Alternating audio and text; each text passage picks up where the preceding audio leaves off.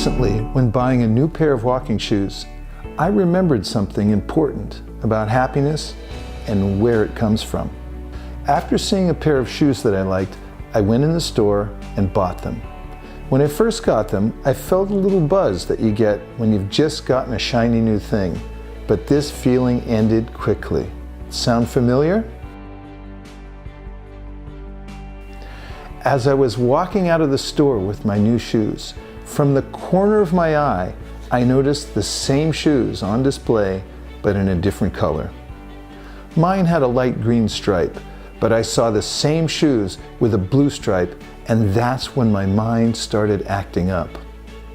As I was driving home, my mind began nagging me. You should have taken the blue ones.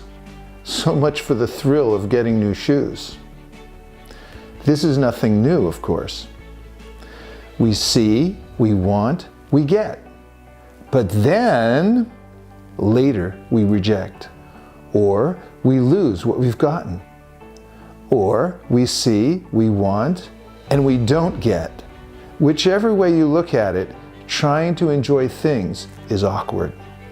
And this is true with anything we might want, from a pair of new shoes to a kingdom. Wisdom texts therefore advise us not to seek happiness in things, no matter how nice they may seem. But this doesn't mean that happiness isn't obtainable. It is. Nor does it mean that we should reject things. No need. Because actual happiness comes from selfless service, and things can be used in service. When we offer selfless service, we naturally taste satisfaction and happiness. By giving, we grow. This principle came to life for me when I lived in a monastery. As a newly ordained monk, I was especially hungry one day. When the lunch bell rang, I jumped up and ran to the dining hall with one thought in my mind: I want to eat now. But when I arrived, there was a snag. The monk whose turn it was to serve lunch that day was absent, and my duty was to fill in for him. But I was so hungry. Then I remembered the advice of my guru: serve selflessly.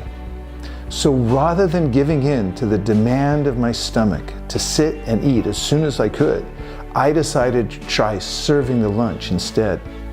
As soon as I took my place and began serving the others, my hunger faded, and it was replaced by a sense of satisfaction that made a lasting impression on me. Serve selflessly was no longer a slogan, it was my key to inner happiness. Bhakti-yoga, or devotional service, is the eternal process of directing our selfless service to our original divine source. Such service, like watering the root of a tree, nourishes every part of our lives. It also properly adjusts our relationship with things. It is the secret to happiness.